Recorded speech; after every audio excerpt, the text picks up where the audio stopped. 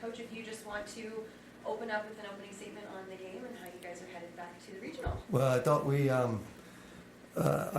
our team effort today was both offensively and defensively. I mean, to beat St. Mike's, who's been playing very well this last month of the season, very well coached. Their zone gives a lot of people fits. And I thought the way we started out by moving the ball, finding guys cutting. We talked about playing Damon basketball. I think we did that. 20 assists, 8 turnovers. We could find the big guy inside, but you could find Ryan Heath cutting along the baseline. And we did a lot of different things. And I think our defensive effort was outstanding, too. Their guards are really good. We played them back in December. And I remember saying to my staff afterward, I don't want to play them again because their guards are good. They're a tough matchup for us, and they're quick. But our guards answered the challenge defensively and did a really nice job. So I think we could have had Justin Glover and Ryan Heath here just based on defense. I thought that they made those guys work for everything they got. And, we did a great job on the backboard. It's just a tremendous team effort. Yesterday was a humongous win from start to finish. Today it was an 11-point game at the half, and it was pretty tight there for a little bit until you guys kind of pulled away in the second. What was the message to the team at the half, and how were you guys able to really turn it on in the second? Well, we had talked, MMJ, we had talked before the game. We said, we're not scoring 111 points today against this team the way they play defense. And just the way the pace of the game is going to be different because you're going to have to make a lot more passes, and you have to be patient. And we understood that. And we knew going in that we're playing a really good team that was down against Bentley at halftime and came back and won. So our whole thing was not to let them get off the mat, like just keep them on the mat, and we did that. I thought, the way they were going to get us was the 3-ball. I think they made 6 baskets in the first half that were threes, 10 total. So 60% of the shots made in the first half were threes, and we knew we had to really guard the arc, and I thought we did a really good job with that. Ben, when you sat down here, you looked at the stat sheet and said, let me see how bad I shot. You were 9 of 11, and you finished 21 points. Obviously their bigs were down there and were guarding you pretty heavily, but you were still able to put 9 in the bucket. What did it feel like for you today playing against those big guys? Yeah, I mean, it was definitely a challenge, just them all having 3 bigs just being thrown at me the whole game. I feel like the first half I couldn't really get it going, but with my teammates helping me persevere and coach telling me, hyped me up kind of, I feel like I got more energy into the second quarter, and then I feel like a lot of the plays that were drawn up were great to put me in my spots, and I just finished. And Zach, obviously having another great game, 16 points. What was it like for you being out there on the court in this semifinal game? I mean, they have a tricky defense in the matchup zone, but my teammates were able to find me, and I was able to knock down my shots, and that was pretty much it. You guys got over the regional semifinal hump today. Snapped that 2 season in a row, losing in this round. Now you're headed back to the That is the most overrated thing I've ever heard in my life. You know how tough it is to get to the NCAA tournament, and then you play good teams. One time we played St. Mike's at St. Mike's. Last year we got upset by a team who we played 4 times. So there's a little bit of clarity we need on that statement before we start. You got past Sunday. Yeah, we got past Sunday. Yeah, that's it. But you were headed back to the regional final for the first time since you won the region in 2021. Like you were just saying, I mean, obviously it takes so much to get to this point. What does it feel like to be one of the final 16 teams playing in D2? Well, I think these guys deserve it. I mean, listen, let's be honest. Last year was difficult, and losing this game was very difficult. And, I didn't tell them this even afterward. There's a paper towel dispenser in the men's locker room, in our locker room, that's kind of dented. I think that's courtesy of Matt Becker. Would you agree, probably, right? And I get it. And every day you go in there, you look at it, and you just say, man, I don't want these guys to feel that heartache of having, Justin Glover and Justin Hemphill have their career end with a loss like that. So I'm happy for them, but we're not satisfied yet, right? We want to keep going, and we know this team has bigger goals, and the next goal is to try and beat St. Anselm on Tuesday night. Ben, you were able to get them into foul trouble pretty early. Can you just talk about kind of how that came about and how big of a part of your game, your team's offensive game, is that putting that kind of pressure on the defense? I think it just starts with me stealing really hard and just getting the ball in me, I guess, and just playing hard. It honestly just starts with me playing hard, and not giving up an inch. Because when I'm not getting fouls either, I kind of waver. But I feel like if I just play hard and yeah, pretty much playing hard. We say Justin Hemphill with his 9 assists. We can't Yeah, forget James about that. James. Yeah.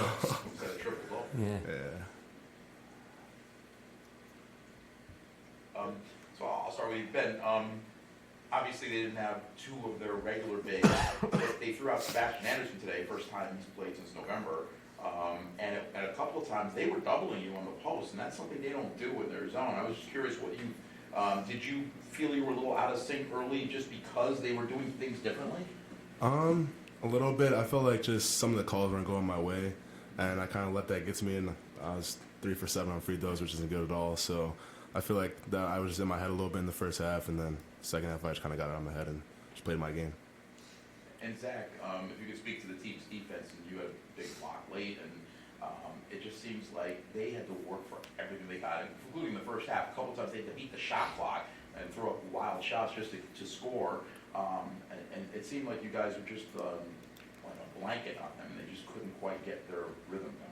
Yeah, I mean, we preach defense like every day, so I mean that's our backbone, like especially if we're not scoring on offense. But it starts with Justin Glover and Ryan Heath. I mean, those two are little pests up there, and then Hemp, Ben are protect the rim down low, and I'm just out there just doing whatever. You're just out there. Coach, just if you could talk a little bit about St. Anselm, and I know you've played them. You've played Long them time almost ago. every year. Long time, yeah. And obviously they're a very well coached team and very disciplined. What are you most concerned about, and what are you proudest of? With them, I think it starts. You're right, Chris. They're extremely well coached. They play within themselves. They're guards. Will Davies, who's Player of the Year in the NA10, and Josh Morissette are really good. They're a good complement to each other.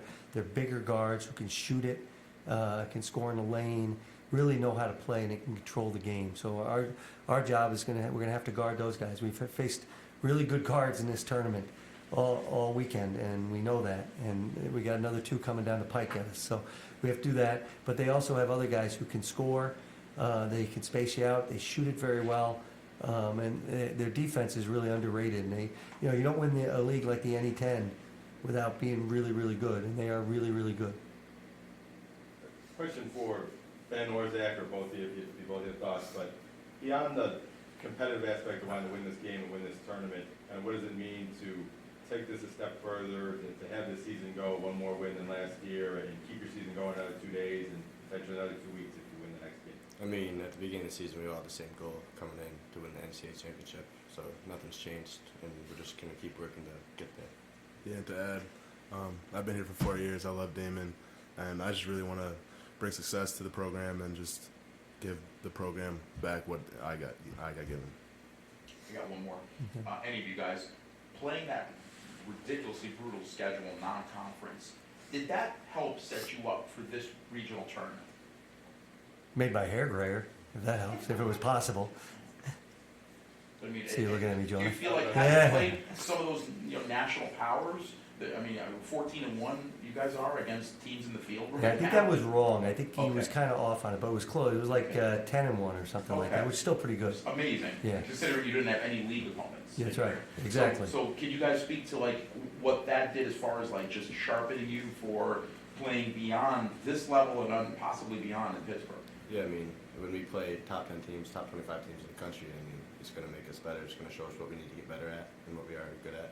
So yeah.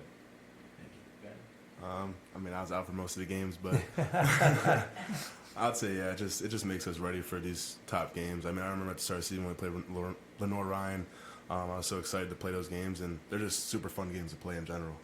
You got that 7-footer you had to play, right? 7-2. 7-2. Towered over Ben. He doesn't like hearing that. We were close. Yeah, close. And your thoughts too, Coach, on the schedule? I think it definitely made us tougher. I think the adversity we went through by playing a tough schedule has sharpened us and made us better. I think then dealing with Ben's injury on top of that, having to kind of readjust our lineup, all that, and I think we're starting to get back whole again. He's starting to be healthier. We're getting more out of the bench where they're comfortable, and I think that goes with, hey, we've played a really difficult schedule. We know that. We've had times in timeouts Where and St. Mike's is a game back in December we were losing in the last 8 minutes of the game, and we had to make plays to come back. And this team has not panicked. They've not panicked. They understand. And even at Gannon, when we got beat, they never panicked. They always stayed together. And I think that's a real testament to them, the way they were brought up as young men, their families, and then they get here and their connection to each other is really special. Mike, can I ask you, you've been around, you know what the buzz is like in this town when the NCAA tournament's here a week like this. What are your thoughts on having a Damon game, being part of that, and this championship game kind of leading into I think it's awesome. I think it's a great way. I think college basketball fans should beg off of work starting Tuesday. Come to our game Tuesday night. You get a day off on Wednesday to go watch practices at the arena, and then Thursday, Friday, Saturday Thursday and Saturday I should say, you have games downtown. So I think this can be a great lead-in for real hardcore college basketball fans. We started off the year playing down at the arena as a lead-in to UB Syracuse, and we knew we were pretty good then. And I think this gives people a chance to come watch us on Tuesday night, so they better get their tickets early. You're the all-time winningest coach in that building. You got any advice for the coaches coaching this weekend? Score one more point than the other guy. That just means I'm old, Joe, and I've coached more than all those guys. I just have one more for the players. I know it's easy to just say we just want to keep winning and it doesn't matter who we play, but does a part of you want to play Gannon again if you get if you have the opportunity, or does that just not matter? Yeah, of course. For me, I didn't get to play him. I just really want to play Who him. do we play Tuesday? St. Hayes. Okay, that's how we'll worry about them. Yeah. I mean, yeah, I'd like to play him, but whoever we step on the court with, it doesn't matter. Just had to ask. Yeah. Thank you. One of them has been trained well. The other one, To be honest. All right, well, congratulations to Damon for winning the semifinal 85-62. We'll see you guys back here on Tuesday against St. A's. Sweet.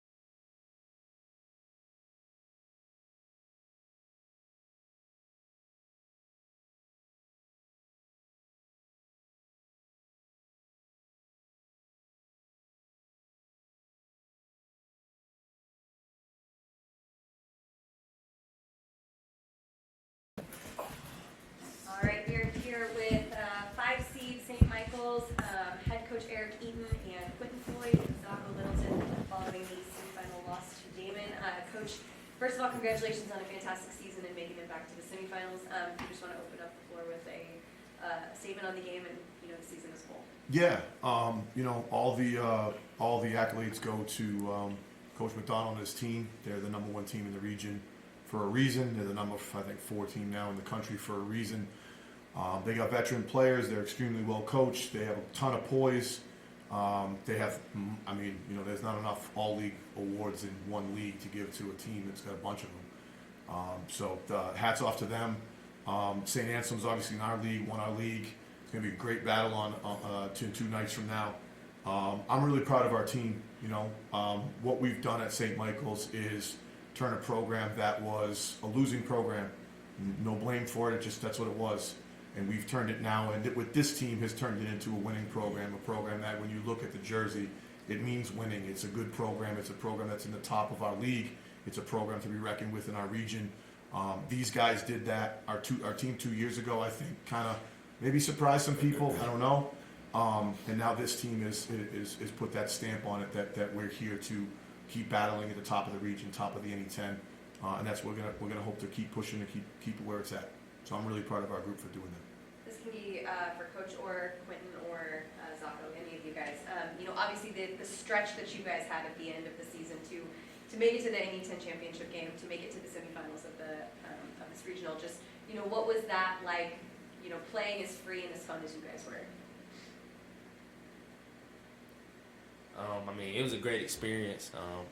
We worked hard every day. I think we deserved it, and Coach stayed on us, and we just started clicking back again at the right time. And it was just a joy to play with the guys that I met in August, and it just grew from day one. So, I mean, one of our teammates just said in the locker room that it's about the journey sometimes and not the result. And I'm just happy that I got to play with the guys I got to play with, because, you know, it's college. People graduate, only have the same team for 1 year, so I'm just happy that I got to play with the guys I played with, and we fought hard and we fought together, and that's all we can ask for. Okay. Coach, could you speak a little bit about being, you know, saddled injuries to your front court with Nolan and Marcus being out with the illness? How that affected possibly at all, like guarding Bill and Hemphill? Yeah, I mean, you got, you know, Nolan, who's you know, they're both 23 years old, older guys, 6'8" and 235, and 6'10" and 225, and you know, it didn't help. We don't make excuses. You know, it is what it is. I mean, you know, Ben was out for a number of games with an injury. You know, St. A's is battling through having two guys out that are in their rotation with injuries. It's the nature of beast. I mean, we dealt with it last year with major ones and season-long ones of guys that were all league level players. You have to deal with it. That's why we have a deep team. You know, I think John Kelly as a freshman really stepped up and tried to get in there and battle against a really good player and someone that I hope he can learn from and learn from the experience. Sebastian Anderson went in there and had a good few minutes for us and battled, and then we went small a little bit with TJ Hennigan, and I think he gave him a few problems because he's mobile and athletic. So we just tried to adjust like anybody's going to try to adjust. And, you know, it is what it is. At this time of year, nobody's healthy, so we just got to fight through it. For the players, what was it like to be out there in an atmosphere of a semifinal on the road? You guys have thrived on the road all year. What was it like to be out there in that atmosphere and performing at the highest level? it was great. It was just a blessing. I mean, we knew we deserved to be here, so it was a great experience. Got to experience for my first time March Madness, so it was a great experience. I loved it. I mean, that's what you dream for growing up, playing in March and playing at big games. So, you know, I just enjoyed the moment, and hopefully I'll be back next year. And for you, Coach, you talked about building the program. Last year, disappointment, injuries, you know, tough schedule. And then coming back and what it's been like this year to be amongst the best playing, you know, in that rugged league, and how it kind of sharpened you for this NCAA regional run, and the comeback yesterday, what it's been like this season to coach these guys. Yeah, I think that, you know, the more I think about it, that last year got us ready for this year. Because last year when we were going through it, and we had Daryl Yepto out, and we had Alan Brzezinski out, the guys that were in uniform and healthy brought it every day. And when we were struggling and we had a couple losses in a row, some close games that we didn't win, they showed up every day. And that's what we talk to them about all the time is this game couldn't be more of a microcosm of life. It's not going to go your way all the time. It's not going to be the way you want it all the time. But your responsibility as a man is to show up. And I tell these guys all the time, at some point, if you choose to get married and you choose to have a child, that little boy or that little girl, when they're 1 year old or 6 months old, and they're sick, they don't care what your day is like. They just know they don't feel good. And your responsibility is to get up and handle your situation. It's not to cower, it's not to make an excuse.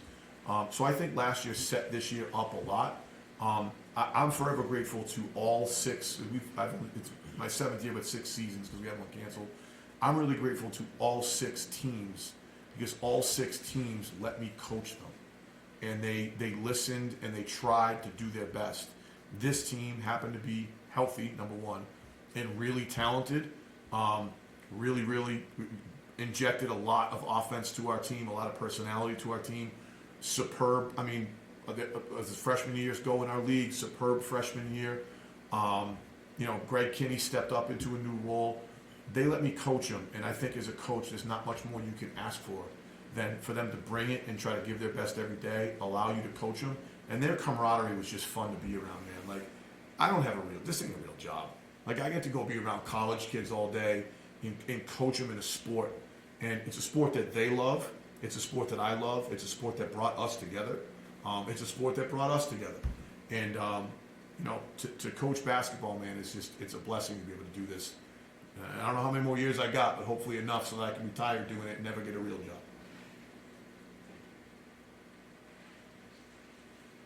Well, congratulations again on a fantastic season. It's really fun watching you guys in the tournament, and looking forward to seeing what you guys do in